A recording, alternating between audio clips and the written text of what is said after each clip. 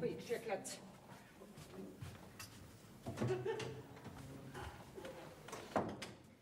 Mein Gott!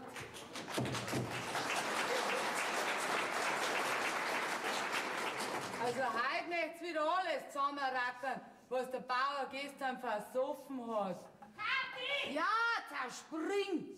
Da heiratet mein Schatz und was hab nachher die? Dann hab ich ein Trick und eine Fotografie. Holla dir! Ja, was hast denn du? Was meinst denn? Geh, lass mir doch du mal Ruhe. Hey, jetzt bleib mit dir auch schon.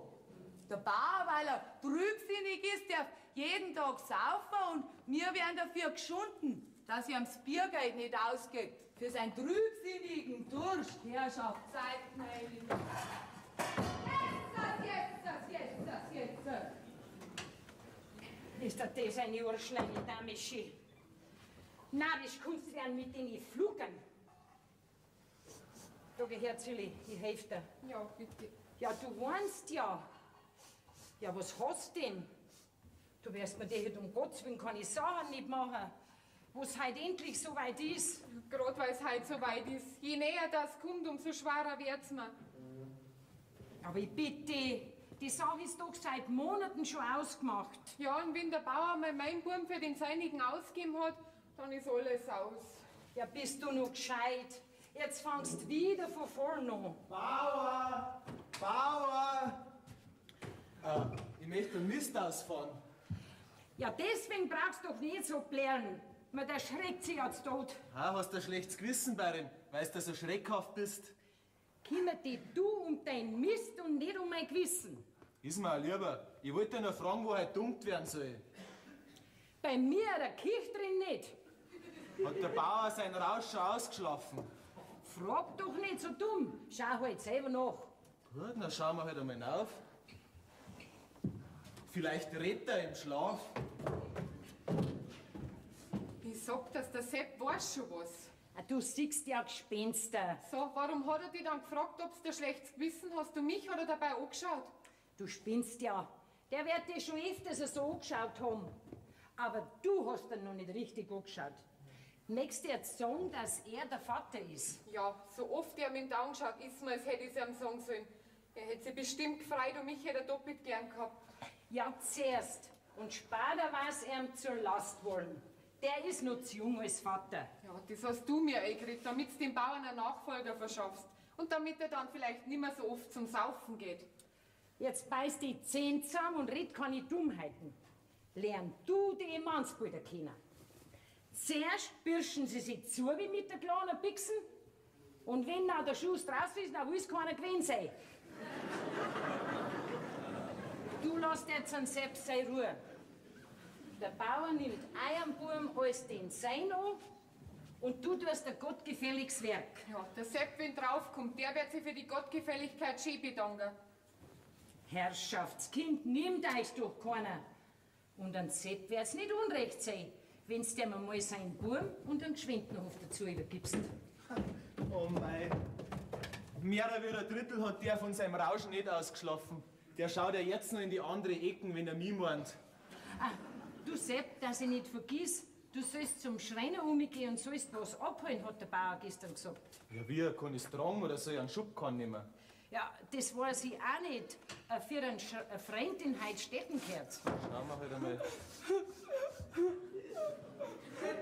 Ja, sag einmal, ihr seid ja heute alle recht gut aufgelegt, ha? Was war denn? Ja, weil die Milchschüsseln runtergefallen sind. Na lasst halt der Bauer mal einen Rausch aus. Dann ist der schon wieder eingebracht. Also, ich geh jetzt zum Schreiner. Führt euch.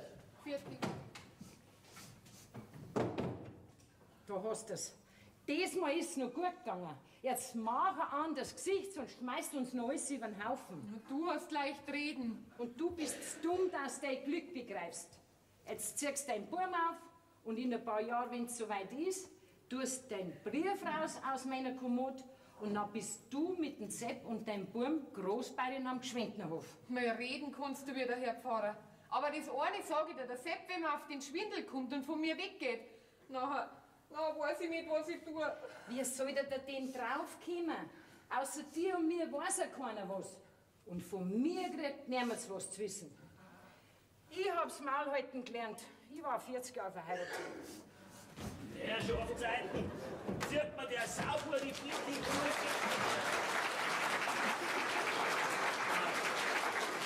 Mitten im Schlaf am Menschen die Bittigen wegziehen, das gibt's doch nicht. Wo er heute Dunger soll, sagt er. Wo soll ich den Dunger bauen? Saublöde Fragerei. Sei Hirn so ein Dunger, dass du wächst. Zidi? Ja. Nimm mir einen Kaffee, aber einen starken. Ja, sofort. Nicht wieder so eine Wassersuppe wie jetzt mal, gell? Mal mit Hand. Wenn mein Kopf jetzt ein Granaten wäre, dann könnt's jeden Moment krachen. Kurvi, ich wollte, du kannst dich selber sehen. Ich nicht. Bist wieder mit dem Kaswurm beieinander gewesen gestern, ha? Herrschaftszeiten, geht das schon wieder los. Ich wollte wissen von den ganzen Krippen nichts mehr. Hat er da wieder einen Honig ums Maul geschmiert, der Kaswurm? Ja, ich weiß schon, er ist schlecht wie die Hölle. Am liebsten weiß er, wir waren alle schon unter der Erde, dass er endlich meinen Hof für seine 5 Burmen streichen kann. Ah, von mir aus kann er haben die ganzen Krippen. Ich mag nicht mehr.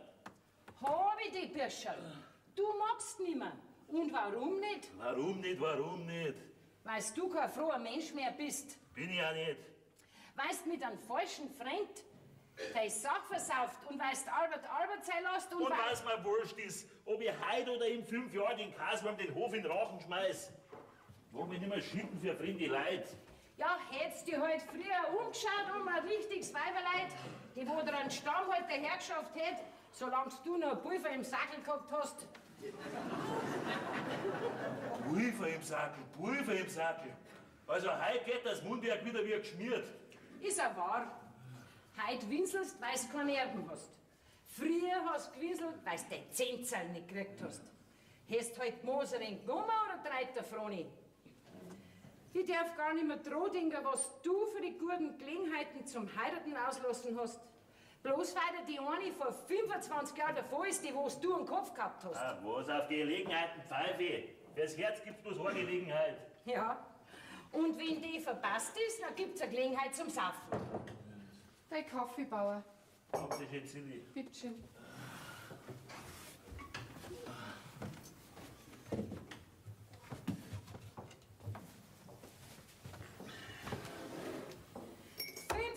Kannst heute schon haben, genau wie der Kaswurm. 10, wenn ich mengt hat.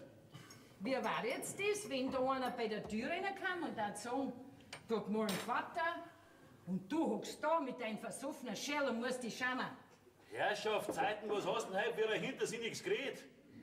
Du weißt ganz genau, dass ich niemals mit einem besoffenen Schädel da sitzen darf, wenn ein Bub am Hof war. Aber die Moserin, die hab ich nicht mengen. Keine hab ich mengen, die was du dahergebracht hast. Ja, das Zinzerl. Die hätte ich mengen.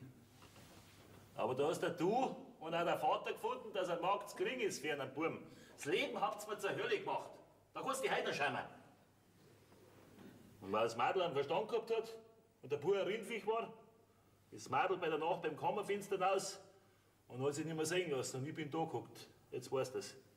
Ja, Kurvi, hat sich das so festbissen in dir? Ja, das hat sich so festbissen in mir. Und dann war mir die Weiber wurscht.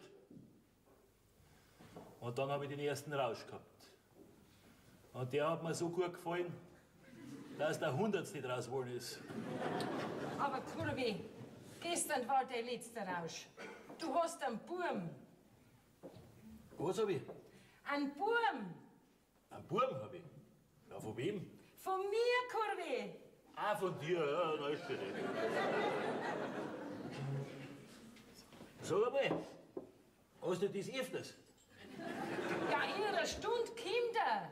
Wer der Bub? Ja, dann kannst du ja noch eine Stunde hier liegen, Mutter, gell? Ja, warum denn? Ja, wegen deinem Buben? Ja, sag einmal, bist denn du noch besoffen? Ich weiß nicht. Ja, ich auch nicht.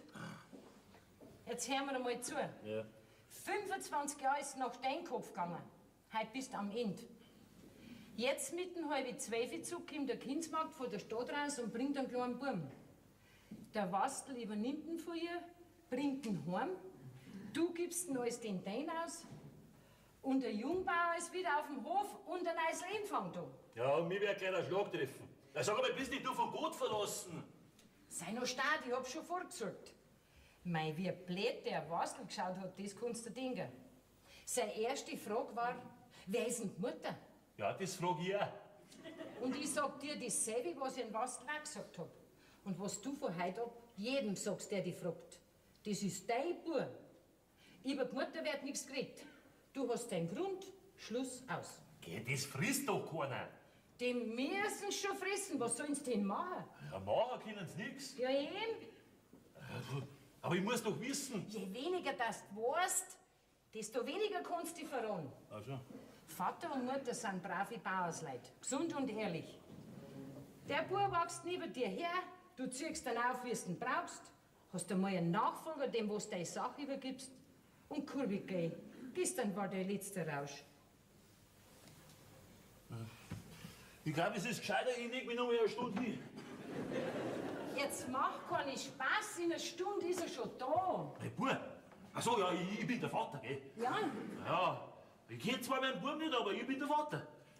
Ja, und wenn mich mein Bub dann gar nicht mag? geh, hör auf. Der mag vorläufig bloß seine Flasche, der ist ja nur so klein. Was, so klar ist der erst? Ja, was hast du denn jetzt wieder, Spinnetz? Ja, dann hätte der erst vor einem Jahr in der Arbeit gehabt. Ja, freilich. Also jetzt willst du noch jemand findest, der wo das glaubt, da ist mir recht. Ja, warum sollte man dir das nicht glauben? Wer kann dir denn ins Herz schauen? Ja, ich meine nicht ins Herz. Ich auch nicht. Geh, du bringst doch mit deinem Alter noch mehr her, als wie einer mit 30. Das frisst doch keiner. Das, wenn ich einen Kasmer mehr erzähle, der kriegt ja einen Lachkrampf, wo er mir gestern meinen Hof zugesagt hat, geh. Das ist mir wurscht, was der Kaswurm sagt. Ich hab beim Schreiner ein Wirn bestellt. Für deinen Freund in Heikstetten gehört, hab ich gesagt. Der Sepp holt's grad. Die Wirn. Den sein Gesicht mehr, die sagen, wenn der die Wirn sieht. Ja, das will ich ja. Das sollte alles so ausschauen, als wäre, wenn's mir's du gerade erzählt hättest. Also freilich, aber sonst hätte ich es ja viel früher erzählen müssen, gell?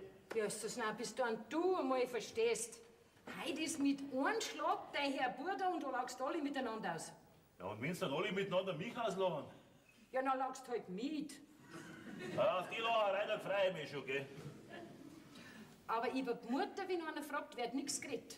Du Jetzt- hast deinen Grund. Hört sich eigentlich ganz einfach an, gell? Ist ja auch. Und ich geh jetzt zu der Zilli raus Ja. und tu so, als ob mir du das gerade verzeiht hättest. Genau. Zieh! Mutter, warte mal. Also, das ist mein Bub. Ja? Über die Mutter wird nichts geredet. Nein? Ich hab meinen Grund. Ja? Schluss aus. Schluss aus, das hab ich vergessen. Aber ein anderes Gesicht macht dabei. Anders Gesicht. Ja. Zilli! Zilli! Mei, stell dir vor, was mir der Bauer gerade verzeiht hat. Ein anderes Gesicht soll ich machen. Gar nicht so einfach. Das greift dann ganz schön an, das Kinderkriegen.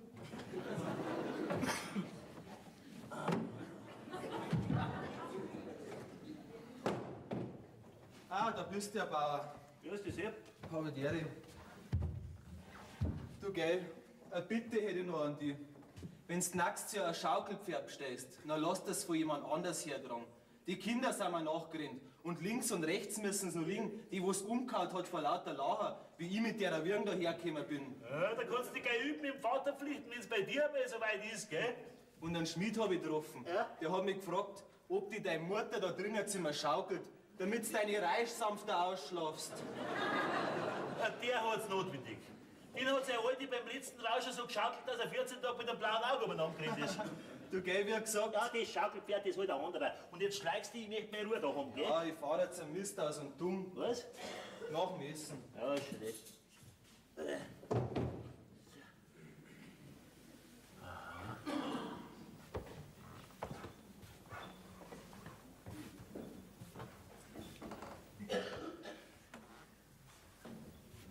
Ja, so schaut das aus. Ein Loch hat auch nicht geschnitten. Aber wahrscheinlich, dass das Wasser ablaufen kommt. Ja, sag einmal, ja, spinnt denn der? Ecken und Kanten wie ein alter Sautrug. Ja, ich sag ja keine Ahnung, die Leute von der Kinderpflege.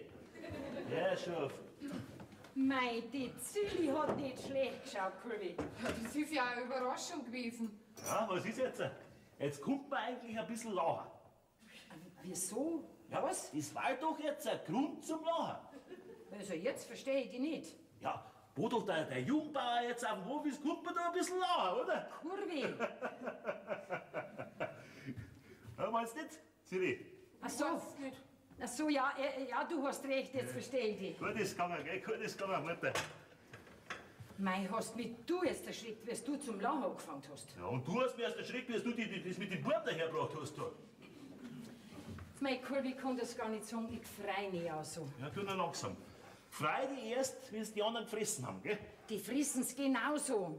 Herrschaftszeiten bringt man sie am Bub daher.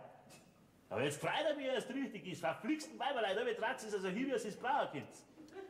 Aber jetzt hörst du mir mit Saufen auf, gell, Bub? Ja, versprochen. Ja, wo ist er dann, mein Bub? Jetzt möchte ich ihn mal sehen. Ach so, halbe 12 Kinder hast du gesagt. Ja, dann muss ich mich umziehen. Nicht, dass der erschrickt, wenn er mich so sieht. Mein Bub ist ein Jager bin ich. Mein Bursch ist die Gas.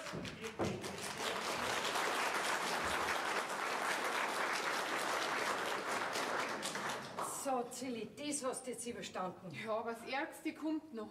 Das geht auch vorbei.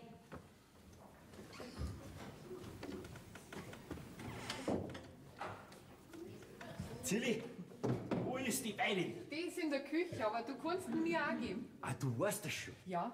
Weißt das selbst schon? Nein, bis jetzt nur ich. Du, hast erst du auch so ein blödes Gesicht gemacht wie ich? Mei, einen Kaswurm habe ich gerade getroffen. Ja? Er hat mich gefragt, ob ich Eier im Korb hab, weil ich gar so vorsichtig gehe. Ja, habe ich gesagt, eins. Aber das hat der Bauer gegeben. Weil er wollte ja unbedingt in den Korb reinschauen. Er hat nicht gewusst, was wahr ist und was nicht. Du, pass auf. In einer halben Stunde ist der da. Du, dem Bauern sein Ei, das wird ihm ja sauer im Magen liegen. Mein Wastel, dich freut sich, als ob's dein Bub war. Natürlich. Vielleicht war's bei mir auch noch nicht spät.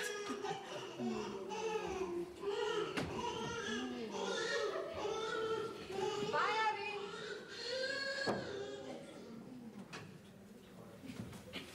Ist er schon da? Ja. Na, Gott sei Dank.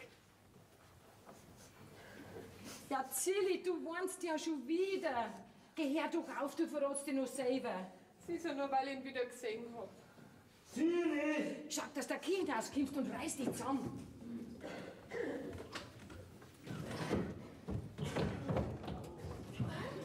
Also, du bist ja. Also dann, melde Gehorsams, Thronfolger gesund angelangt. Der Thronfolger? Ja,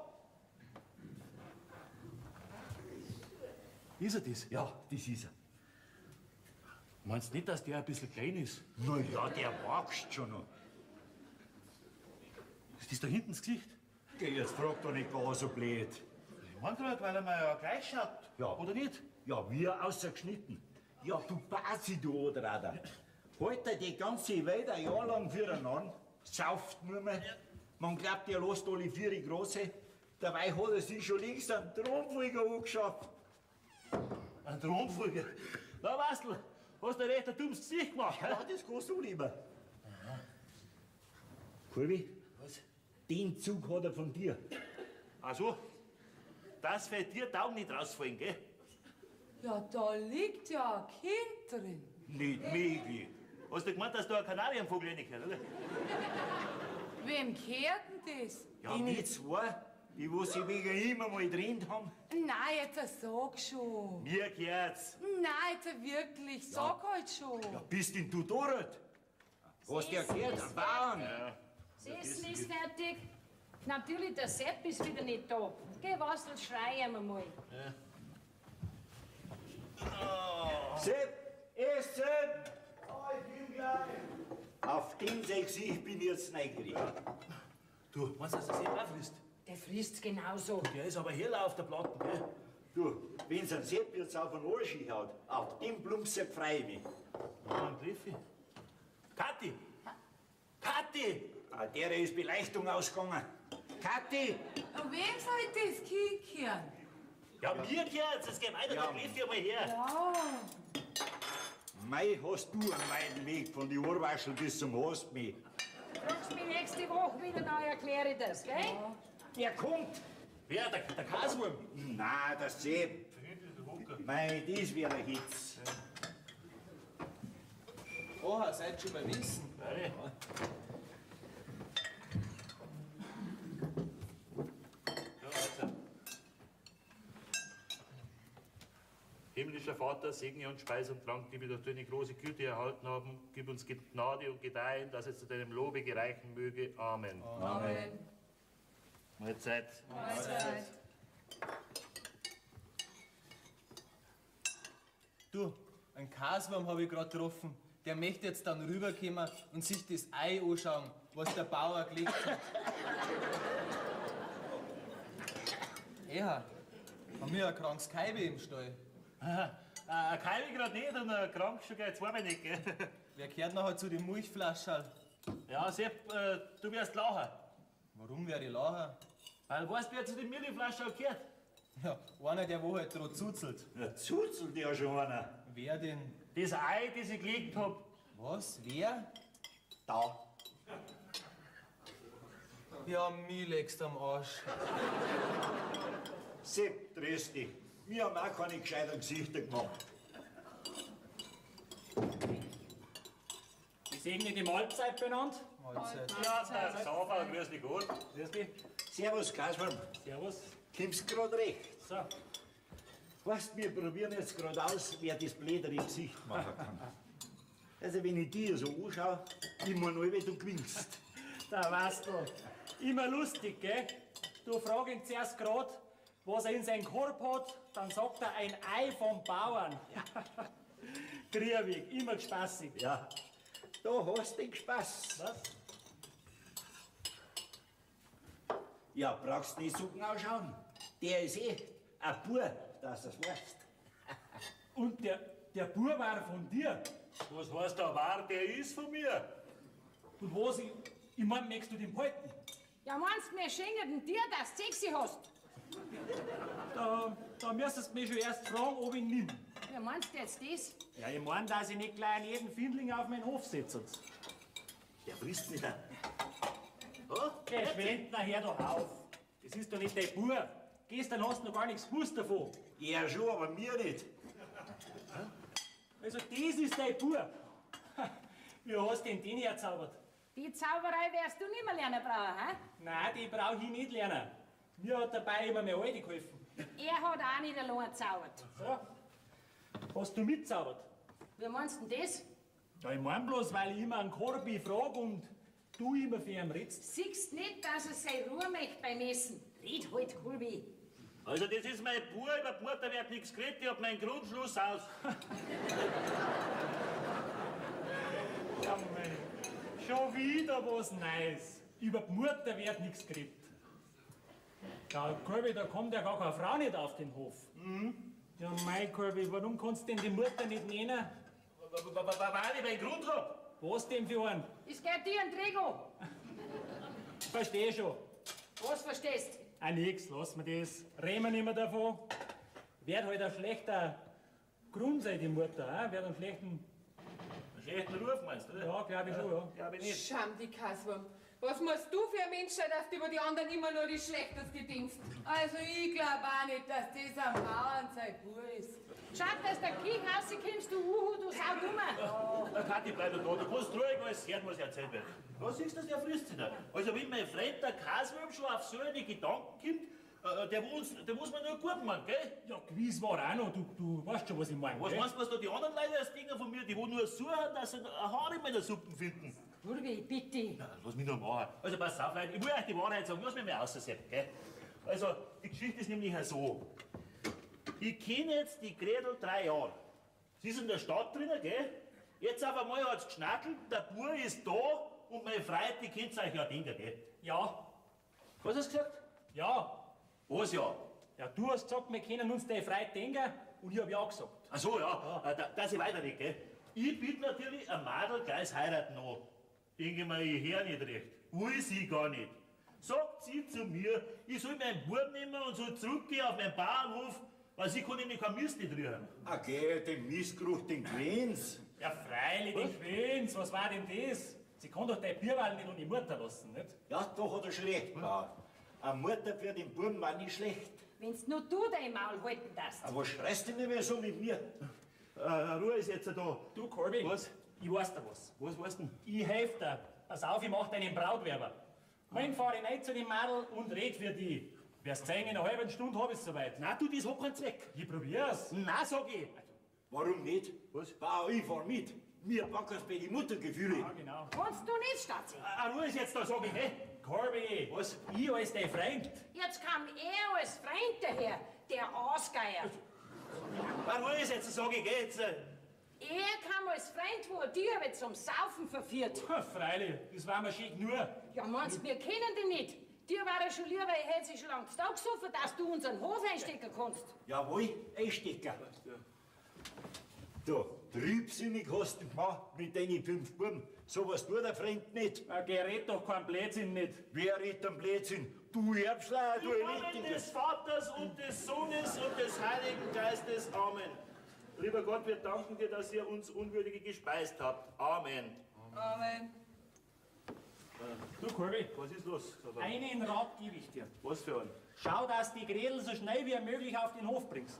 Da weißt du, die Leute, die haben böse Zungen und dass eine wegen einem Missgeruch nicht Großbayerin werden mag, du, das glaubt ja keiner. Ja, das kann doch mir gleich sein. So, aber da kann schon irgendeiner sagen, das Mädel hat die nicht geheiratet, weil es die nicht Ming hat. Das kann ich ihm auch gleich sehen. Schon, aber der Nächste kann schon sagen, der Bub war von dem, den das Mädel lieber Ming hat als wie ein Corby. Du bist ein Lumper Hinterkünftiger. Zilli, schau, dass du Kien Ja, auskommst. geht's zu. Die ist ja schon draußen. Jetzt geh weiter, geh zu. Ja, ich bin ja die schon Braucher. alt. Nein, der Bub, der tut mir leid.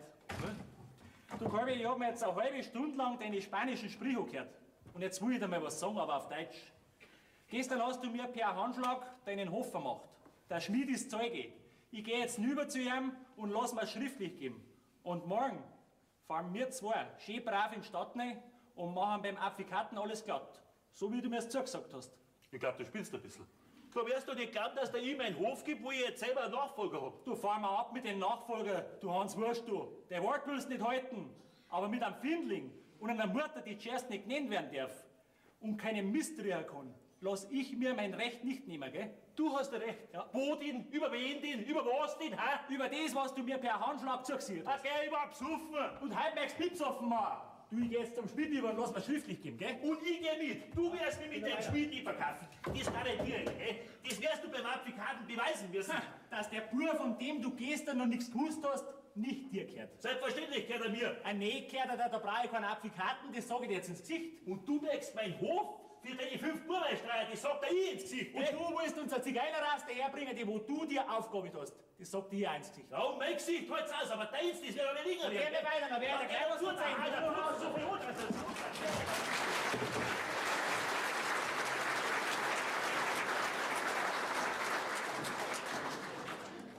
Kommst du dir jetzt auch so dumm vor, als wie ich mir?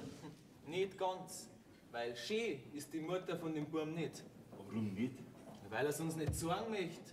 Was meinst 3 Jahre kennt der Bauer sein Gretel, hat er gesagt.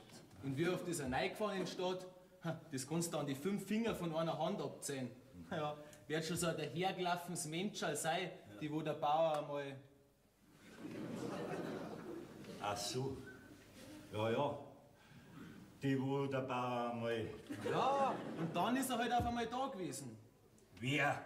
Wer? Der Bur halt. Ach so. Ach so! Von den Menschen, die wo der Bauer einmal. Ja, Ah! das wäre der saubere Rass sein, der Bur. Ja, das darfst du nicht mehr.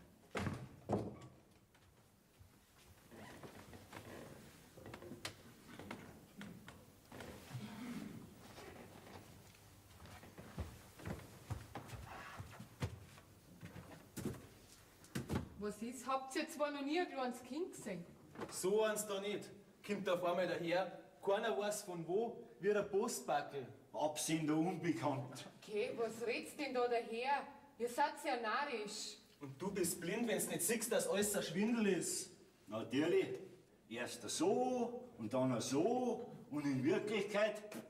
Okay, was geht denn das überhaupt alles an so? Mir jedenfalls hast meine Rechnung ausgestrichen. Jungbauer. Aber Sepp, warum hast du mir denn das nicht gesagt? Du hast immer gesagt, pachten magst nicht, du willst was Eigenes. Und wenn's noch so klar ist. Ja, und bevor du nichts Eigenes nicht hast, wird nicht geheiratet. Ja, man redet halt nicht gern von Sachen, die wo man sich wünscht. Ich schon. Ich wünsch mir's, dass ich wisst, wer die Mutter von dem Burm ist. Jetzt seid doch froh, dass der Kaswam den Hof nicht kriegt und kümmert euch nicht um Sachen, die euch nichts angehen. Also ein bisschen was geht uns das schon. Mich darf schon auch interessieren, was für eine Rasse auf dem Hof einmal Bauer wird. Ja, und welche der Bauer. Aber Sepp, wir bringen's raus. Wir bringen's raus, der Sepp. Aber wir müssen da ganz politisch vorgehen, verstehst? Du pass auf, ich hol jetzt eine Flasche Schnaps. Und dann fangen wir mit dem Bauern einen feuchten Diskurs an. Und dabei ziehen wir ihm nachher die Wahrheit schön langsam aus der Nase. Politisch. Pass nur auf, dass du nicht feucht wirst, sonst können wir den austragen, bevor wir politisch geworden sind. Ich mag ja so keinen Schnaps nicht. Aber ihm, gieß ich schön, Gesprächsweise voll. Ja. Politisch fängt man meist.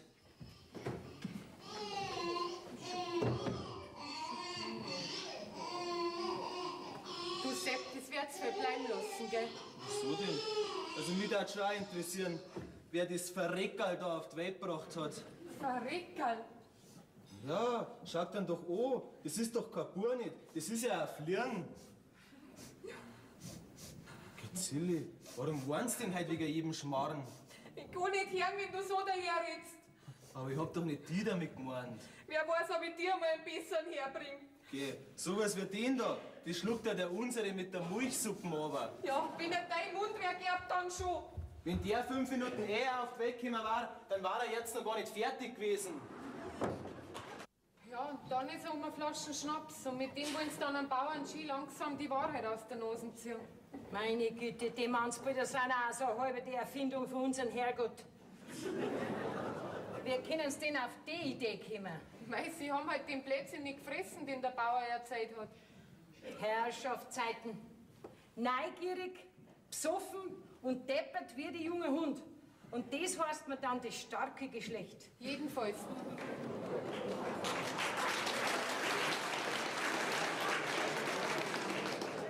Jedenfalls, du hast die ganze Geschichte eingefadelt. Und von dir verlange ich ja jetzt, dass du die Geschichte zum guten Ende bringst.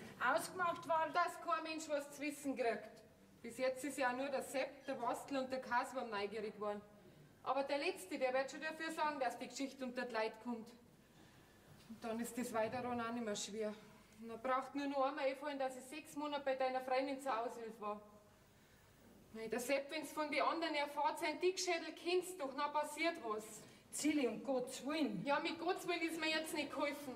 Entweder du findest eine gute Erklärung, die die Fragerei zur Ruhe bringt, oder ich sag mal am Sepp die Wahrheit. Nein, ich bring's schon in Ordnung. Ah, grüß dich, gute Mutter. Ah, schade, dass du nicht dabei warst, du. Mei, du, der Kaswurm, der wird mich nichts mehr fragen, du. Den hab ich sauber eingesurft. Ja. Und die werden es versieren, dass der Daumen übergingen.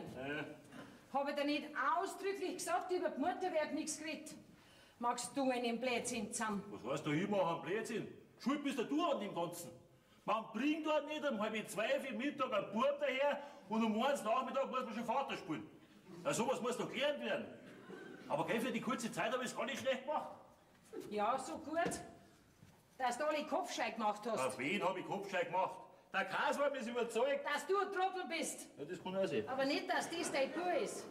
Der Sepp und der Wastel holen jetzt einen Schnaps und wollen dir die Wahrheit aus der Nase ziehen. Ja, der lass doch kommen, die werden in der Mausche stopfen. Na, auf keinen Fall, er darf's nicht wissen, dann verrat er sich doch. Ja, Zilli. Der Sepp, wenn's zu wissen kriegt, ich geh ins Wasser, das sag ich euch. Ach, geh, jetzt bleibst du den Schnabel nicht mehr halten. Na ja, ich verrate euch schon nicht. Was tut der Sepp? Da gar keine schlechte Rasse. Ja, da ist er, der Sepp, der Geschwulschädel, der Vater von meinem Buben. Schrei doch nicht so, dass gleich alle hören. Geh, Zilli, warum sagst du das denn an Sepp nicht? Ja, warum gibst du denn dein Kind her? Das weiß ich jetzt selber nicht mehr. Jetzt geht zu. Was? Ich sag das dann schon. Ja. Wirklich ist. Lass doch kommen, die werden ja in der Mausche stopfen. Ja, aber wir?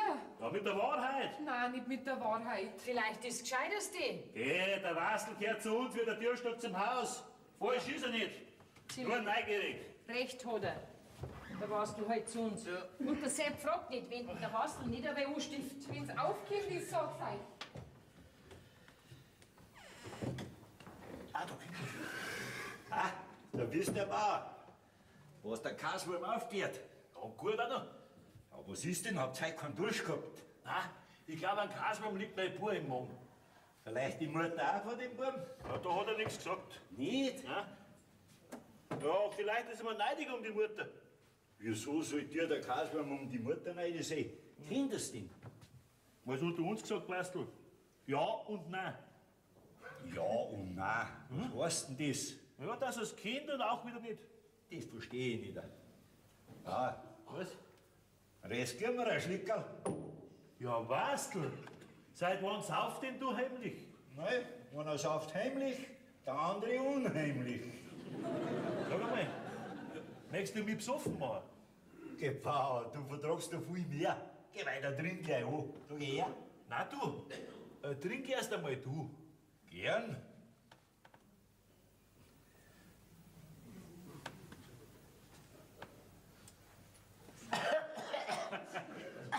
Vertragst du das nicht recht, der heimliche Sauferei, hä? Ja, verschluckt hab ich mich halt. Das kann doch nicht jedem passieren. Geh weiter, jetzt trink einer. Komm. Also, weißt du. Prost. Prost, Bauer.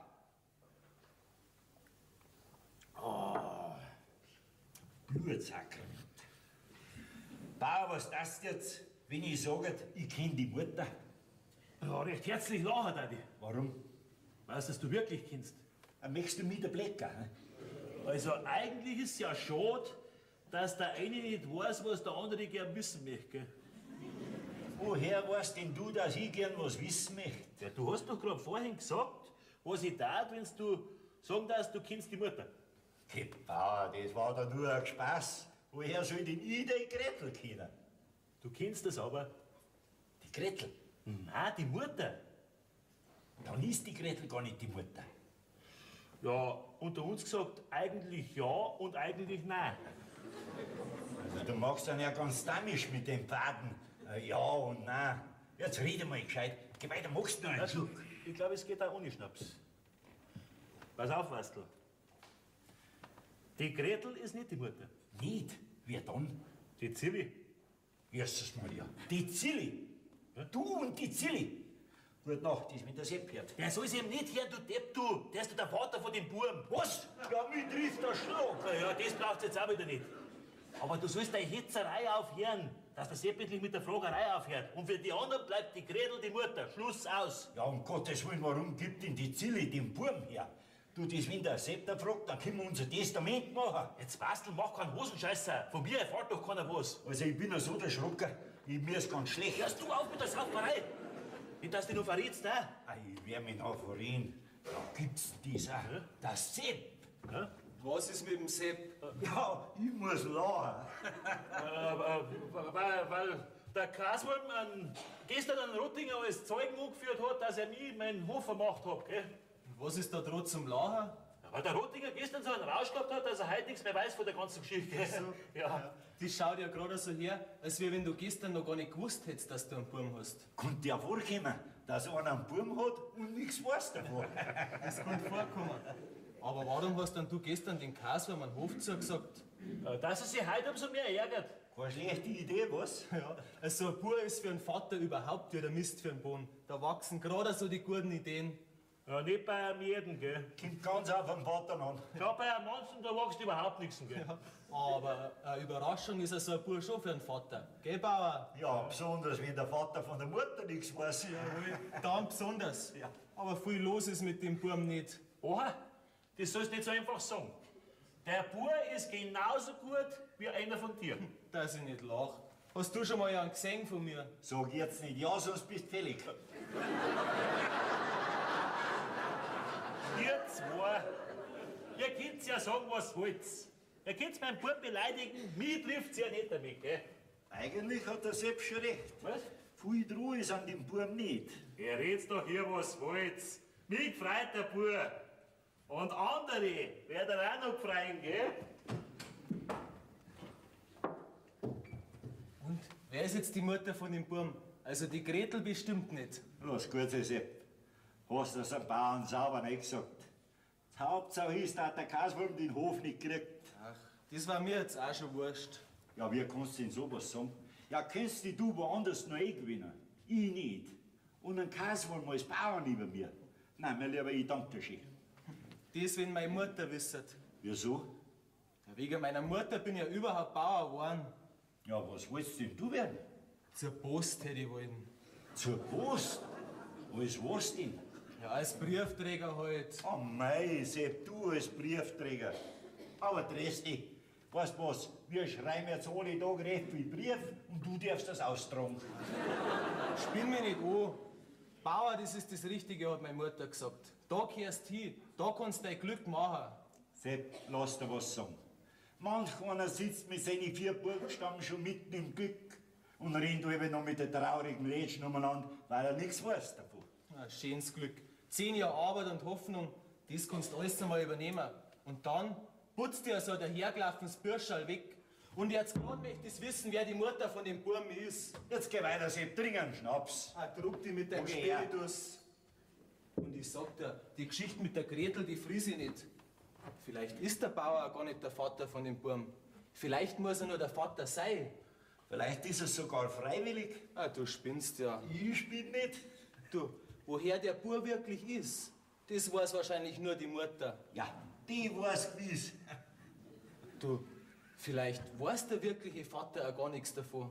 Du, der weiß wirklich nichts davon. Sag einmal, warum lachst du jetzt da so blöd? Ja, über die Väter von unseren Jungbauern. Ach so, ja, die werden auch zum Lachen sein. Vater von so einem Spatzenschreck. Ah, grüß dich, gut Nachbar. Grüß dich Gott, Wirntrager. Na, was du auch einen Burm gekriegt, weil du gar so lustig bist. Mir klang die eine. Das glaub ich dir. Von so einem hergelaufenen Stadtmenschal. Du drück dich ein bisschen vorsichtig aus, gell? Mit dir habe ich nichts zu reden. Ich suche einen Bauern. Möchte schon wissen, ob er der mit so einem Findling mal in den Hof nehmen kann. Um mein Recht. Ja, du Simgescheiter. Du tust mir direkt leid mit dem Findling. Der Bub ist ausgesucht, dass du das weißt, mein Lieber. Ausgesucht? Ihr werdet euch was aussuchen können. Jawohl, kennen wir auch. Jawohl. Und du kannst erst Abschied nehmen von unserem Hof. Du Geier, du Kreisliger. Was, wir kennen die nicht. Ihr werdet mich noch kennenlernen. Da werden sich andere auch noch dafür interessieren, was für eine Rasse mal den größten Hof im Dorf regiert. Du Hoderlump, du Falscher. Hättest noch die Leute auf gegen uns. Aber da wärst du stehen bleiben. Was dass wir wem fragen müssen. Der Bub ist kein Scham für unser Dorf, du Hoderlump, du Falscher. Oder meinst du, wir müssen lang fragen für einen Burm von der Zilli? Ach, so ist es. Jetzt war ja die Grillen rauskisselt, gell? Schau, schau. Der Bauer und die Zilli. Ja, da hat er sich recht gemütlich eingerichtet haben. Kaswurm, halt dich mal. Meinte der Sepp, wenn was gespannt. Aber dann kracht's in der Hütte. Kaswurm, ich habe bloß einen kleinen Spaß gemacht. Streng dich nicht an. Ich kenn das an der Nase noch, wie weit das der Spaß geht. Naja, wenn's ja so ist, dann ist ja der Bub aus keinem schlechten Stall nicht. Aber der Sepp, der tut mir leid. Der braucht ja nicht Leid da. Jetzt wird er halt gehen müssen. Warum? Werden halt der Bauer schon langsam ausdrucken, damit er die Zilli heiraten kann. Herrgott Kaswurm, gib mir Ruhe. Der Bauer heiratet nicht, die Zilli heiratet nicht. Es bleibt alles, wie es ist. Und ein Sepp lässt umeinander laufen in seiner Schand. Also das hätte man von der Zilli auch nicht gedacht. Bei uns läuft keiner in der Schande umeinander. Der Sepp ist ja... Herrgott, die Trottel. Halt nur du den Mai, dann ist alles gut. Ja, auf mich kannst du dich verlassen. Ah, der Kaswurm ist noch immer da. Na, nimmst Abschied von unserem Hof? Nein, ich warte noch ein bisschen, Auf was denn? bis sich ein anderer verabschiedet. Wer zum Beispiel? Vielleicht du? Brauchst meinen Platz für einen von deinen 5 Ableger? Du, ich hab das auch nur gut gemeint, gell? Die Leute, die suche ich mir selber aus, von denen ich mir's gut meinen lasse. Die auch, von denen du dich betrügen lässt. Aus mit dir, du Hoderlump, du Falscher. Dir mal noch keinen Hoderlumpen, gell? Freundal, da draußen ist ein besseres. Auslassen, sofort was, aus!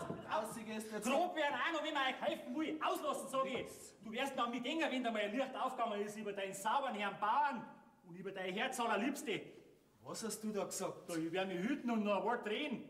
Bei euch ist man seines Lebens nicht mehr sicher. Viel Teufel, schaut euch. Eins betrügt den anderen und einen anständigen Menschen dann noch angreifen. Viel Teufel.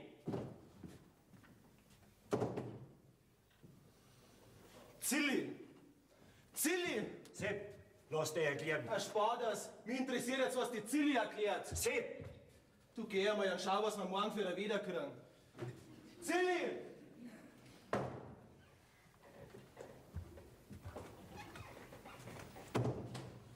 Was willst du?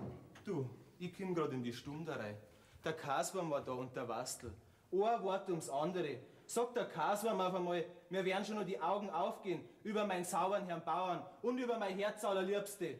Also, was sagst du dazu? Was der Kaswurm hat von mir? Jawohl, wortwörtlich. Jetzt haben wir ausgespielt. Aha, gespult ist worden. Hinter meinem Rücken. Fang mir jetzt nicht so an. Angst habe ich vor dir gehabt. Angst, dass du mir davor rennst. Angst, dass es zu viel wird für dich und dass es noch zu früh ist für dich. Und überhaupt, weil du schon so ein Windhund bist, von dem man nie weiß, ob es ihm passt oder nicht. Wenn du glaubst, dass ich jetzt ein Wort verstanden hab, Sepp, ich hab Angst um mich gehabt. Ja, das hab ich gehört. geglaubt, Dass es zu viel und zu früh für mich ist. Ja, das hab ich auch gehört. Sepp, du bist... Ein Windhund, dem wo hinten und vorne nichts passt. Ja, das hab ich auch gehört. Ja, kannst jetzt du nicht einen Augenblick einmal deinen Mund halten? Ja, gut. Wenn's dir leichter tust. Du bist Vater, Sepp. Was hast du gesagt? Vater bist worden. Ja, sag mir grad. Ich bin Vater geworden. Von dir. Wir zwei haben. Ein Burm. Herrgott, ein Burm. Ja, woher willst du das wissen, dass das ein Bur ist? Aber geh, das sieht man doch. Wo? Ja, er ist doch schon da. Wer? Schau, Sepp, wie ich es gemerkt habe ich es der Bayerin gesagt. Ja, na das, dass ich es dir nicht sagen möchte. Ja, weil ich nicht wollen hab, dass du dich dann gezwungen gefühlt hättest, dass du mich heiraten musst. Und dann hat mir die Bayerin für 6 Monate zu ihrer Freundin geschickt, zur Aushilfe. Dort habe ich dann das Kind ausgetragen. Und dann hat sie gesagt, wenn ich es dir sowieso nicht sagen will. Der Bauer braucht einen Erben. Nur ja, Sepp, der Bub, den der Bauer für den Seinigen ausgibt, der ist... Der Spatzenschreck. Ja, hat denn die der Ochs bissen? Schenkt die meine Kinder her, als wie wir es jeden Tag herbauen kannten wir die Brotlorbeeren. Wo ist der Bur? Keine Stunde bleibe ich mehr auf dem Hof da. Aber Sepp, er erbt einmal den Hof. Freilich, damit einmal die Leute mit die Finger auf mich zeigen. Und was hat der Kaswurm da vorher gesagt? Mit dir und dem Bauern? Du bist doch das größte Rimpfig. Ich hab. Er hat, Strengt euch nicht an, ich hab an Sepp gerade alles verzeiht. dass sein Bub mein Bub ist. Ja. Also jetzt, red schon, was war. Na ja, der Kaswurm hat's mir ausgekitzelt, dass der Bub von der Zilli ist. Und jetzt meint er, dass die Zilli den Burm vom Bauern hat. Ja, Himmel, Herrgott, Sakrament, jetzt ist aber Schluss. Zilli, auf der Stelle, du hast jetzt den Burm her und Eibacker. Sepp, er erbt von mir. Ja, freilich, mein Bur, der erbt von mir. Mach du dir deine Erben selber. Ja, was ist denn da herinnen los? Zilli, auf der Stelle packst du jetzt die Sau ein und den Burm her. Sepp, jetzt war mich nicht zum Gespürt, der kriegt doch meinen Hof. Freilich, damit einmal die Leute zu mir kommen und sagen, Sepp, ich hätte einen guten Zuwachsen. Hast keinen Burm zum Eintauschen. Steck dir deinen Hof an den Hut. Sepp, du hast das nicht an, dass du jetzt gehst. Ich bin an allem schuld. Ja, von mir aus sind da alle deine Sünden vergeben. Seppi, bitte, sei vernünftig. Wo willst du denn hin mit der Zilli und mit dem Burm? Das ist meine Sorge. Ja, wo willst du denn hin? Zu meiner Mutter ist Leitbetrüger. Jetzt holt er zu seiner Mutter, wo alle miteinander nichts zu fressen haben. Gerade weil er sein Dickschädel da durchsetzen will. Jawohl, und damit siehst du, dass du mit deinem Geld nicht alles kaufen kannst, du geschwollener Bauer, du. Ah, streit's hier. Jetzt kommt die alle daher, schau, dass du rauskommst. Sepp.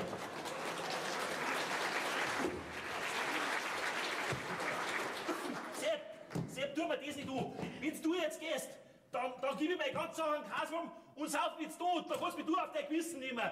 Du hast doch dein ganzes Leben lang noch nichts anderes da als wir gesoffen. Zuerst, wo der vor 25 Jahren deine sogenannte einzige Liebe aus dem Kammerfenster davor geschlafen ist. Und jetzt war ich dran schuld. Du ziehst du meine Familienangelegenheiten nicht durch deine Sau dumme Goschen, gell? Und du leg meine Familienmitglieder nicht in deine saudumme Drecker, die wirren. Du, da liegen besser 3 drin wie bei euch Hungerleiner. Sepp, bitte, jetzt bleib da. Bleib da, du kriegst meinen Hof. Ich adoptiere dich. Ja, hoffentlich bist du in der Krankenkasse. Sepp, gib mir die Adresse von deiner Mutter, ich rede mit ihr. Du bist mir zu gering, dass ich mit dir über meine Mutter überhaupt rede. Jetzt gib mir die Adresse. Ich heirate deine Mutter. Silly, komm mir gänger. Jetzt ist nämlich Schluss. Das ist ja kein Bauernhof, sondern ein Lachkabinett.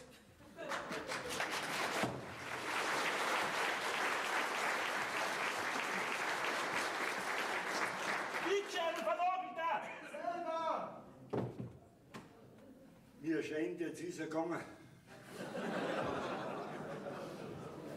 Du bist doch das größte Rindviech. Ja,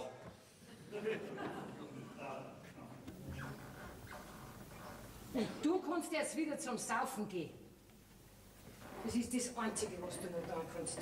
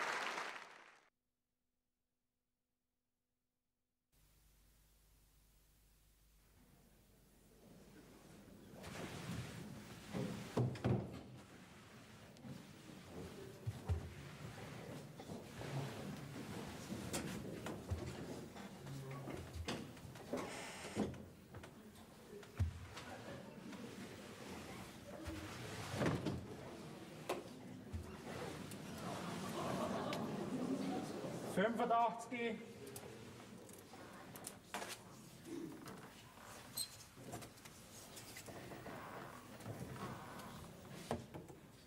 Meter 75. Nein, das geht nicht. Da bringe ich meinen Schrank nie rein.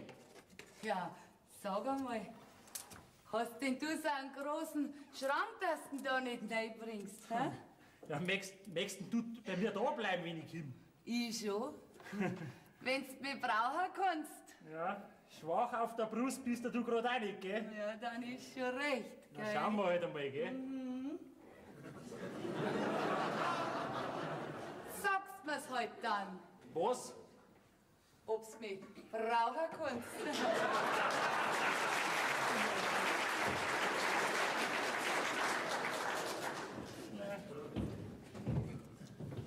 85.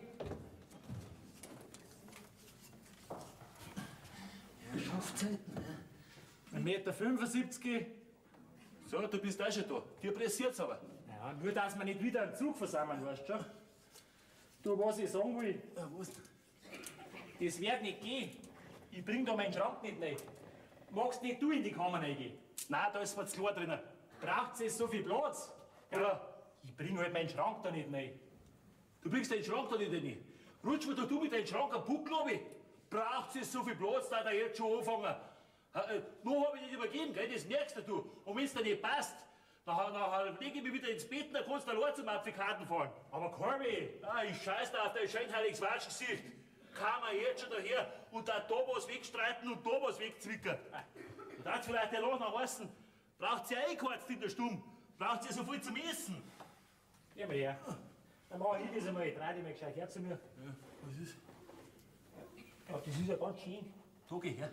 Ja, was? Da drück mal zusammen. Was soll ich zusammendrücken? Da drückt zusammen, das hast du doch gedacht, oder? Wenn ich jetzt zusammendrücke da, dann braucht er nicht mehr so viel Platz. Hast du das Ding oder nicht? Corby. Ich kenn die durch und durch. Und nicht übergeben, ich fällt mir gar nicht ein. Ich brauch noch viel mehr Platz. Ich will da nicht in das Kammer, gell? Ist schon gut. Ich kann noch selber nicht, gell? Das Ja. merkst du, gell? Du. Jetzt hock dich hier, alter Spezi, und trink den Kaffee. Da schau her. Helfen tue ich da, einbrocken tue ich da. Geh aus meinem Kaffee raus, du Depp, du, gell? Aber Kirby, jetzt kommen wir uns schon etliche Jahre. Schau, was willst du denn? Du kommst in den Stübel rein, mein Schrank, den stell ich ganz woanders hin.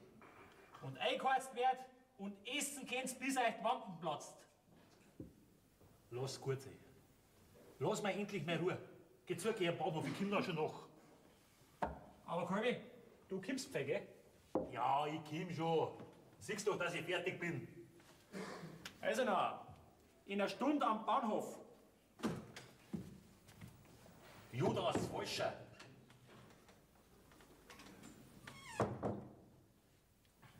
Fahrst du jetzt zum Übergeben an den Kaswurm? Ich danke dir für die Ehre, dass du wieder redest mit mir. Aber jetzt fahre ich zum Übergeben. Ist das dein letztes Wort?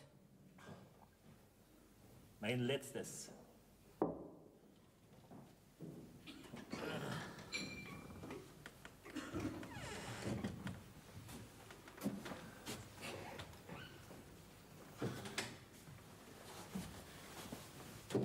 Bauer, Was ist denn?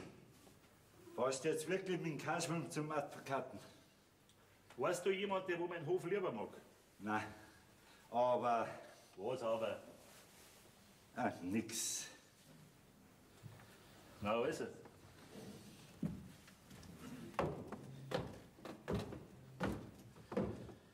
Dann geh ich ja.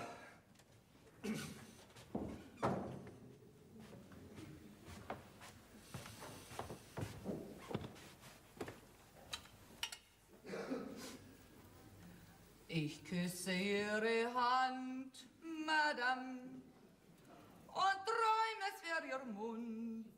Sie sind ja so galant, Madame, und das hat seinen Grund.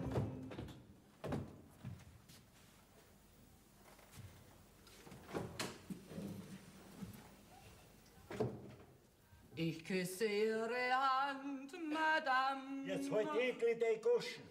Na, jetzt kommt mir der auch noch grob daher. Wer es bald auskommandiert haben da herin. Aber in der Zwischenzeit hältst du dein Mai, gell? Ja, was kann ich nie dafür, dass die Ziele so blöd ist? Was blöd. Ja, ein Sepp nachlaufen, wie ein kleines Hunterl.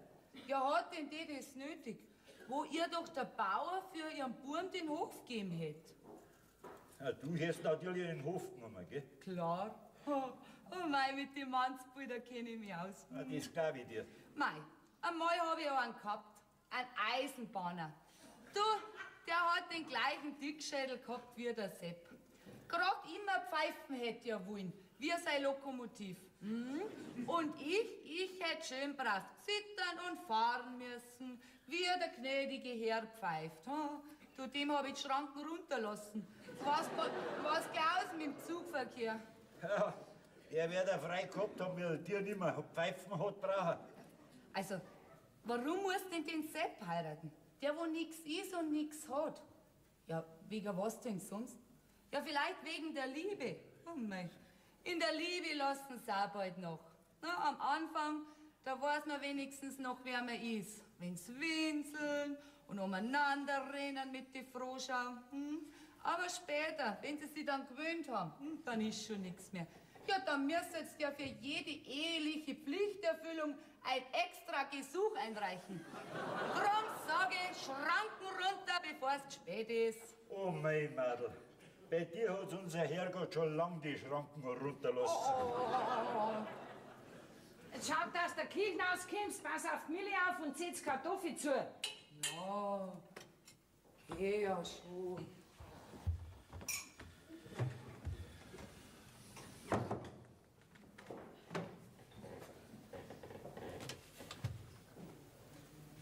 Ist er schon gegangen? Ist schon gegangen. Wirklich auf Bahn? Mit dem Sonntagsgewand und einen Regenschirm hat er auch dabei gehabt.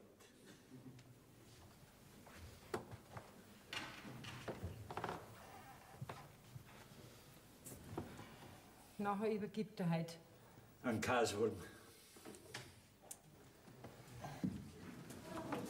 Grüß Gott beieinander. Grüß Gott, beieinander. Grüß Gott. Grüß Gott!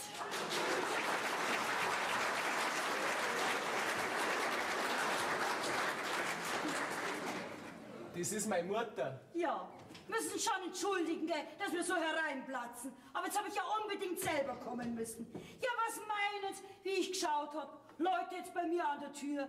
Steht auf einmal der Sepp draußen mit seiner Braut und halten mir ein Kind entgegen, gell? Ich habe von nichts eine Ahnung gehabt. Geschaut habe ich dann noch mehr, wenn mir der Sepp alles erzählt hat. Es war bloß ein Glück, dass er zuerst zu mir gekommen ist, gell? Hätte das Schönste durcheinander gegeben. Ich habe Ihnen nämlich auch so einiges zu erzählen. Sie da werden schauen. Sie entschuldigen schon, wenn ich mir ein bisschen niederhuck, gell? Weil es dir mit Haxen weh. Ach mein Gott, der Weg vom Bahnhof darauf ist aber auch wirklich greislich. Geht sicher oft das Viech drüber, ha? Weil solche Löcher drin sind. Da passiert direkt die Haxen brechen. Wissen Sie, ich bin's halt gar nicht mehr gewöhnt, solche Wege, gell? Ja, früher hat mir das auch nichts ausgemacht. Kennen Sie mich nicht mehr, gell? Ja, ja, 25 Jahre verändern einen Menschen. Na, der Schwindner? Sind Sie auch ein bisschen dicker geworden, ha? Naja, ich geb's zu. Ich käme heute auch nicht mehr durch ein Kammerfenster. Zehnzel? Ja, gibt's denn das auch? Ja, das gibt's. Zehnzel, grüß Grüß Gott, weißt du, Sie haben mich nicht behindert. Mara und Josef, warum hast du nie ein Wort gesagt? Ich hab's doch selber nicht gewusst. Nein, er hat's wirklich nicht gewusst. Wissen Sie, das ist eine lange Geschichte. Ja, ja, da muss ich weit nach rückwärts greifen. Mings eine Tasse Kaffee, da redet sie leicht. Oh ja, Tasse Kaffee, da war ich noch sehr dankbar dafür. Ich bin ganz ausgetrocknet von dieser langen Fahrerei. Moment, ich mach ihn gleich wieder warm. Ja, was ein aufgewärmten Kaffee. In dem Haus hat sich nichts geändert. Ja, Zehnzel. Entschuldigen schon, Frau Schweiger. Na, sagen Sie noch weiter Zehntel zu mir. Denn dafür, dass ich bei euch früher das Zenzel war und heute die Frau Schweiger bin. Also, dafür brauche ich mich nicht zu schämen. Um Gottes Willen nicht. Ja, jetzt ist das Zehnzel, also die Frau Schweiger, die Mutter von Sepp. Mir ist ganz damisch im Kopf. Das war ja früher auch schon. Wart nur, der wird's heute schon noch damischer werden. Ja, noch viel damischer. Ach, da ist der Kaffee. So, da ist der Kaffee, Frau Schweiger. Dankeschön. Jetzt lassen Sie ihn schmecken. Haben Sie da hoffentlich keinen Zucker hineingetan? Nein, den habe ich vergessen. Ja, Gott sei Dank. Wissen Sie, ich nehme nämlich gar keinen Zucker. Das Kinder sind ja gleich merken. Zucker macht dick. Naja, wissen Sie, ich hab da eine Freundin, gell? Die hat ja auch so zu leiden. Unter ihrer Fülle. Die kommt ja gar nicht mehr in den Kasten hinein. Ja, was macht denn die im Kasten? Wissen Sie, die Soufflöse. Was ist sie? Soufflöse. Wissen Sie nicht, was das ist, gell? Das kann ich mir denken. Also hören Sie zu. Beim Theater, da ist vorn so ein großer Kasten. Und da sitzt sie immer drin, wenn gespielt wird. Hat aber sehr wenig Bewegung, gell? Ja, was machst denn da drinnen? Die muss immer aufpassen, dass alles richtig gemacht wird. Und wenn einer von den Schauspielern nicht mehr weiter weiß, dann sagt sie es ihnen. Ja, dann ist sie ja was Heeres. Ja, was glaubst du? Also, eine gute Soufflöse ist das Wichtigste beim Theater, aber wenig Bewegung hat. In dem Kasten? Ja, das kann ich mir vorstellen. Und dass er noch weiter erzählt, da hat ja ihm einer von den Schauspielern gesagt, sie soll doch, wissen schon, gell, wegen ihrer Fülle keinen Zucker mehr nehmen, sondern nur noch Süßstoff. Schauen Sie, ja, das ist das da. Da tun Sie ein Kugel davon in den Kaffee hinein, rühren ihn um und alles ist süß und macht nicht dick. Nehmen Sie das schon länger? Ja, schon über ein halbes Jahr. Nutzt aber nichts, was?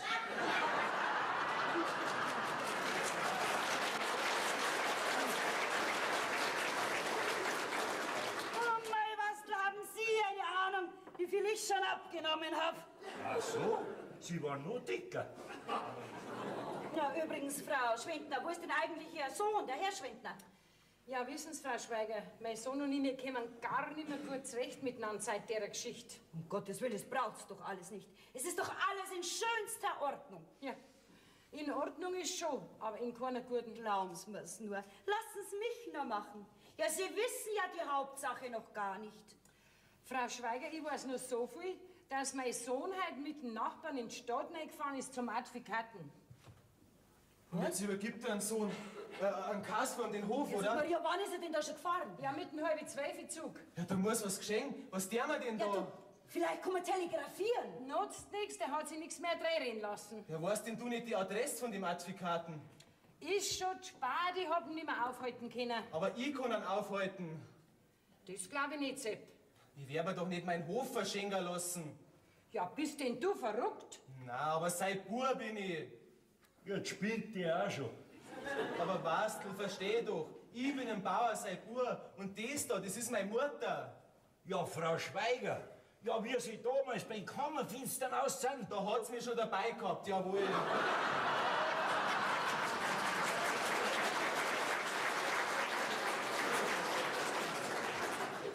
Und in der Zwischenzeit übergibt mein ahnungsloser Vater mein Hab und Gut. Ich wär narrisch. Ja, Herrgott, lasst uns den der Teufel gar nicht mehr aus die Bratzen. Jetzt könnte alles gut sein.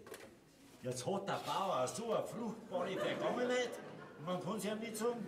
Ja, weißt denn du nicht die Adresse von dem verflixten Advokaten? Aber wenn wir die Adresse nicht kriegen, ich zieh da so, bevor es der Kasperl kriegt. Ich geh jetzt zu. Aber nein, was du nur langsam, das braucht's doch gar nicht. Passt mal auf. Die Frau Käswurm, ja, die hat doch sicher diese Adresse.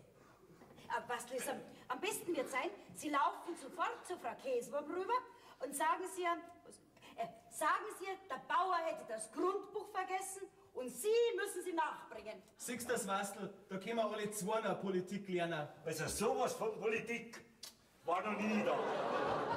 Und ich laufe jetzt schnell zum Doktor rüber. Der soll uns mit dem Auto hinfahren. Ja. Kind, Silly. Ja. Ich passe inzwischen schon auf mein Enkelkind auf. Ja? Ja, liebe Frau Schweiger, warum haben Sie ihn denn nicht früher gemeldet? Jetzt ist es spät. Gemeldet? Gemeldet hätte ich mich überhaupt nicht. Das hätte schon mein seliger Gatte nicht zugelassen, dass ich mich gemeldet hätte. Ah, er hat's gewusst. Freilich. Der war mir ja sicher. Sicher? Ja, den habe ich schon gekannt, bevor ich zu Ihnen hergekommen bin. Naja, damals war er noch Schneidergeselle, wissen Sie. Sind Sie aber nicht bei ihm geblieben? Na, mein Gott, der hat ja nichts gehabt, gell? Er hat immer nur so Gedichte auf mich geschrieben. Aber da hat man ja nichts davon. Aber ich dann bei Ihnen gemerkt habe, dass Sie nicht das richtige Verständnis haben für die Verehrung, die mir Ihr Sohn entgegenbringt. Haben Sie ihn wieder an die Gedichte vom Schneidergesell erinnert? Na, das nicht. Aber er war ja inzwischen Meister geworden und hat ein eigenes Geschäft gehabt. Und da hat er einen mitsamt dem Kind genommen? Ja, freilich. Der war froh, dass er mich überhaupt gekriegt hat, gell? Die wird schon gewusst haben, was er an mir hat. Das kann ich mir vorstellen. Mein Gott. Wissen Sie, er war ja so ein feiner Mensch. 10 Zoll, hat er gesagt. 10 Zoll, da stellen wir uns gar nicht hin. Da bist du mir viel zu gut dafür. Ja, und dann hat er noch vor der Hochzeit das Kind beim Notar auf seinen Namen schreiben lassen. Alle Achtung. Ja, ja, in solche Sachen, da war er sehr handsam. Und dann haben wir es ja auch nicht nötig gehabt, Gott sei Dank. Ja, aber Frau Ist Schweiger... auch besser, wenn man sowas gleich richtig steckt, gell? Nicht, dass Sie wieder ein falsches Verständnis für mich haben. Aber ich bitte Sie, Nein, Frau nein, nein, nein, nein, Schweiger. nein. Nicht, dass Sie glauben, ich hab den Sepp bloß hergeschickt, weil ich auf Ihren Hof spitz, gell? Das sag ich Ihnen gleich. Auf Ihren Hof hab ich noch nie nicht gespitzt. Das haben wir auch... Ich hab den Sepp bloß hergeschickt, weil mir gedacht hab, dass jetzt jemand fehlt am Hof. Na, und wissen Sie, ich bin halt so ein Mensch, gell? Ich hab mir gedacht, wenn der Herr und Frau Schwenter dich früher nicht so richtig geschätzt haben, macht nichts nachtragen. Das hast du ja Gott sei Dank nicht nötig. Vielleicht erweist ihnen nicht seinen Gefallen, wenn du auf den Sohn aufmerksam machst. Ja, Sie wissen ja gar nicht, was für einen Gefallen, dass Sie uns da haben, Frau Schweiger. Aber zu spät sind Sie gekommen. Das ist er doch. Wir hängen am Prozess und du Hoderlutsch, du. Bist denn du noch gescheit? Ich hab da bloß einen Spaß gemacht. Der Spaß, der wird dich da jetzt am Stich kommen, gell? Das ist eine Beamtenbeleidigung, gell? Du spielst ja, ich hab dich durchaus nicht beleidigt. So, wenn du sagst, dass unser Feuerwehr ein Durchstreschverein ist, Was? der zum Feierlöschen nicht mehr zu spät kommt. Du, ich hab durchaus nichts gesagt auf dich, gell? Aber auf unsere Feuerwehr. Und ich bin 12 Jahre Hauptmann von unserer Feuerwehr. Ich bin ein öffentlicher Beamter, das merkst du, gell? Ein Dreck bist, du wärst nicht zahlt dafür.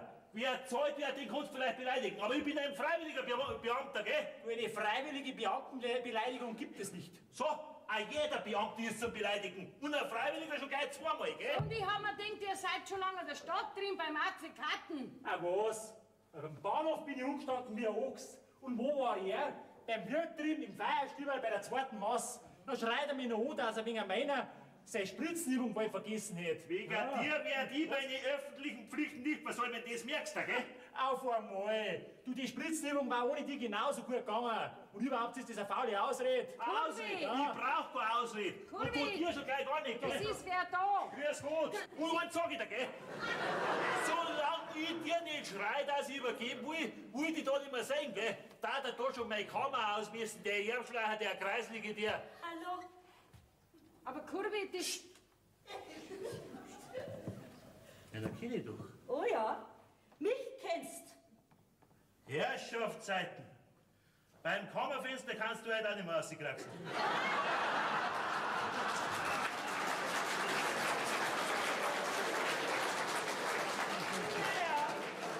Ich glaub, du darfst mit dem Einkraxeln auch ein bisschen hart, hä? Ja, gibt's denn das auch? Ja, das ist doch die Zenzi. Grüß dich Gott, Zenzi. Grüß Gott, Herr Käsewurm. Sag einmal du, was willst du jetzt da? Vor 25 Jahren bist du davon und jetzt kommst du daher. Ja, jetzt ist spät. Jesus Maria. Er hat immer schon am gröbsten dahergekriegt, wenn ihm gar nichts anderes eingefallen ist. Da hörst du durchaus nicht davon reden brauchen. Ich hätte die Geschichte schon richtig gestellt. Gell, Mutter? Ja, freilich. Ja, wenn du damals da bleiben warst, dann war jetzt ein Nachfolger auf dem Hof und ich darf in der Lohr da sitzen. Ja, deswegen ist sie ja da heute. Was soll mir vielleicht mit ihrer Wetten wieder von vorne anfangen? Nein. Fangt euch gleich mit der silbernen Hochzeit an. Nichts da, vor 25 Jahren ist davon und die Leute haben über mich gelacht. Jetzt will ich nicht, dass sie wieder über mich lachen. Kurbi, um Gottes Willen. Jetzt lassen Sie halt bitte mal mich reden, ja? Was, die? Ja, mich, die Frau Schweiger. Wer? Die Zenzi hat geheiratet und heißt jetzt Schweiger. Da haben wir's. Mir ist vor 25 Jahren davon, sie hat einen Schweiger geheiratet und was hab ich? Einen Dreck hab ich. Ich bin doch wegen meinem Sohn da. Was, ein Buben hast du auch noch? Ja, da sieht man's wieder. Der Schweiger hat von dir einen Buben gekriegt und was hab ich? Nix hab ich. Den hat's dir doch heute wiedergebracht. Nein, ich nehm keinen Buben mehr. Ich glaub mit dem Techniken. Ich adoptiere keinen Buben nicht mehr und einen vom Schweiger schon gar nicht. So, was? Wir zwei, wir fahren morgen zum Applikaten und machen alles richtig, wie wir es ausgemacht Ja, haben. die Gell? Frage aber zuerst, ob du nicht wieder eine Spritzenübung hast, gell? Ja, der Sepp Was? ist ihr Bub. Unser Sepp.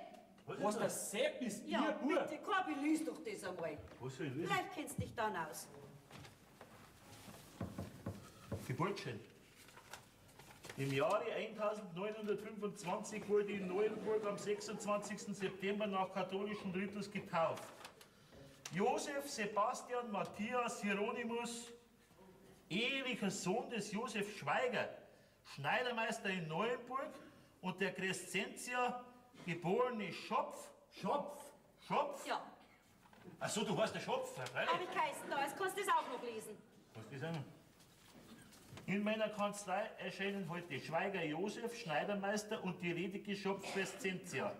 Letztere erklärt gesegneter Hoffnung zu sein und verweigert die Angabe des Vaters. Herr Schweiger verpflichtet sich urkundlich dessen freiwillig bereit, die ledige Schopf Crescentia zu ehelichen und das Kind am Kindesstaat anzunehmen. Ha, freiwillig. Ja, freiwillig. Freiwillig? Ja, da ist ein Sepp sein Vater, gar nicht sein Vater. Ja, aber natürlich ist ein Sepp sein Vater sein Vater. Ja, aber da herin steht doch, dass ein anderer für ihn einen Vater machen muss. Ja, aber der andere Vater ist ein Sepp sein Vater. Ja, Herrschaftszeit, das sag ich doch. Und wer ist nachher der Vater? Ja, erzählen Sie. Mit was für einem barzweichen Jammerlappen hast du den da wieder einlassen? Da wo ein anderer einen Vater machen muss. He? Nein, ich hab's ja ganz politisch gefragt. Ah, lass mich aus mit deiner Politik. Du wirst schon so saudum dahergeredet haben, dass was gespannt hat. Sie weiß die Adresse nicht. Aber da ist er ja, der Bauer. Hast du ihn schon übergeben? Was bei den Apfelkarten? Ah, seid's wieder da? Habt ihr ein ungewisses Pflanzer auch dabei, das einen fremden Blumentopf braucht? He? Blumentopf, Pflanzer, was meint er denn?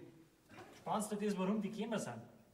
Die brauchen für das Pflanzerl einen neuen Blumentopf. Was, dir ein Blumentopf? Ja. Na, Schnecken, nix ist. Blumentopf, Schnecken, was spinnt er denn? Du, ich sag das gleich.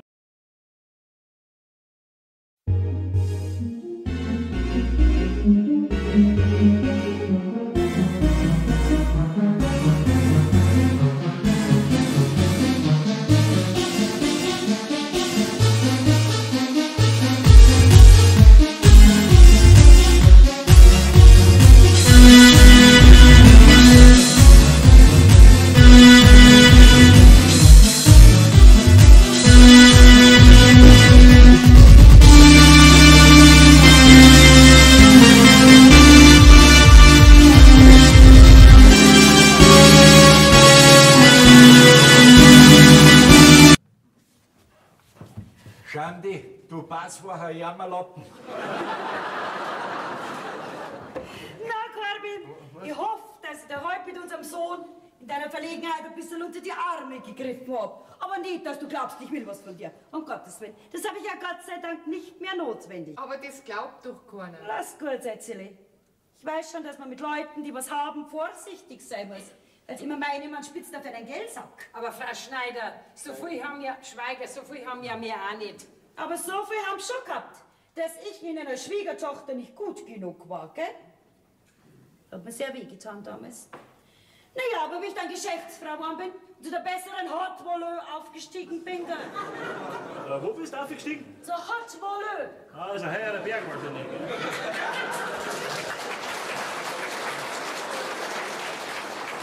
Da schaut man sowas dann mit ganz höher stehenderen Augen an. Ich hab mir gedacht, schickst den Sepp wieder dahin, wo du ihn her hast, gell? Und am Ende gehört doch Fleisch und Blut zusammen. Vielleicht brauchen wir jetzt doch einen Erben. Na, ist der Sepp mein Bub. Und ich bin sein Vater. Seit 25 Jahren. Jetzt geht mir die Beleuchtung aus. Ja, mir ist aber auch die Beleuchtung ausgegangen, bis du mich zur Mutter gemacht hast. Ja, und jetzt es ausbissen habt. Lass gut sein, Sepp. Das tragen wir gar nicht nach.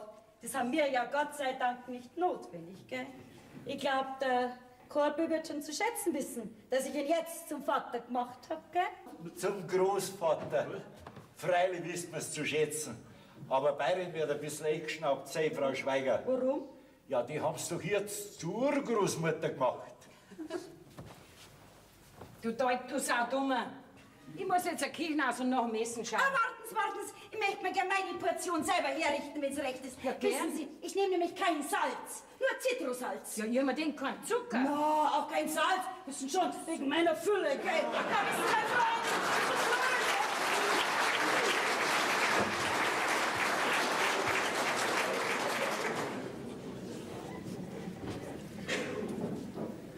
Siri, Ja.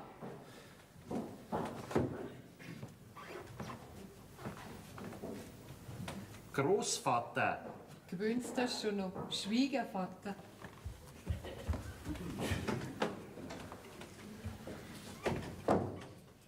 Geh, du schaust, wie wir avanciert sind. Von Urenkel bis zur Urgroßmutter haben wir alles benannt. Mit dem Stammbaum sind wir direkt staatspolitisch wertvoll.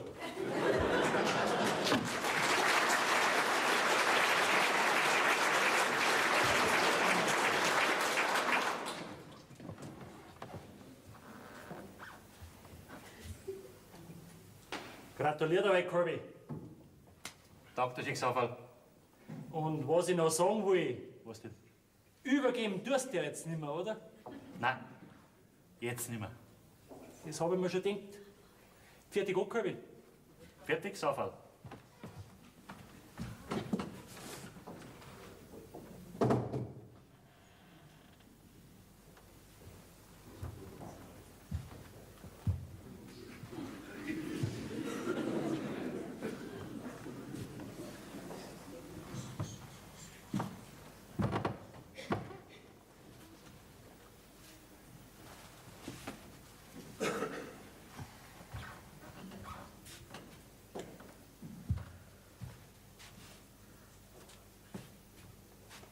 Bauer,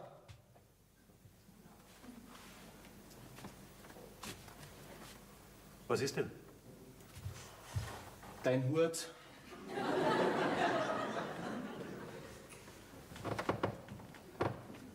Sag einmal, wer redst denn du eigentlich mit mir?